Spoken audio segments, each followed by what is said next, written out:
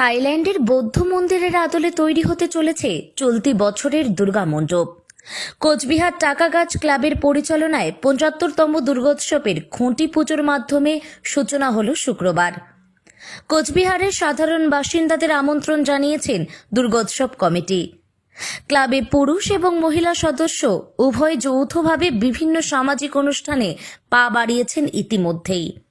রক্তদান, বস্ত্রদানের পাশাপাশি বিভিন্ন সামাজিক কর্মসূচি যেমন বৃক্ষরোপণ কর্মসূচি, স্বাস্থ্য পরীক্ষা শিবির ইত্যাদি ইতিমধ্যেই করা হয়েছে। পুজোর কয়েকদিন অবশ্যই প্রসাদ বিতরণ থাকছে সর্বসাধারণের জন্য। এছাড়াও আর কি থাকছে জানাচ্ছেন ক্লাব কর্তৃপক্ষ। টাকাগাছের ৭৫তম বর্ষ, আর এবার আমাদের থিম হলো থাইল্যান্ডের বুদ্ধ মন্দির। তো আমরা খুবই আনন্দিত আর সবাইকে আমন্ত্রণ জানাচ্ছি এখানে যাতে দর্শন করতে আসে।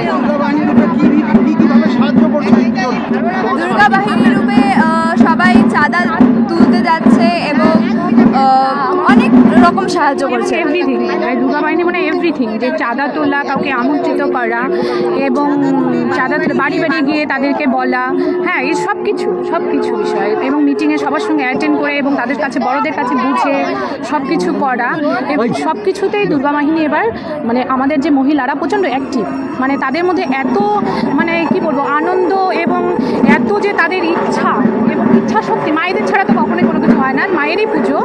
তো সেই ভিত্তিতে মানে খুবই বিভাবন। দেখুন, প্রচণ্ড চ্যালেঞ্জের তো অবশ্যই, বাড়িতে বাচ্চারা আছে তাদেরকে তৈরি করে মানে একটা টাইম নেই, সব কিছু টাইম অনুযায়ী মানে আমরা ওইভাবেই মেনটেন করছি। আমাদের সেইভাবেই আমাদের এখানকার যারা আছেন বড়রা বা সম্পাদক থেকে শুরু করে সভাপতি সবাই, তারা আমাদের ওই টাইম অনুযায়ী আমাদের করতে বলেছেন এবং বলেছেন বাড়ি সামলেই করতে। এটা তো কখনোই সম্ভব না যে বাড়ি না সামলে করা যাবে।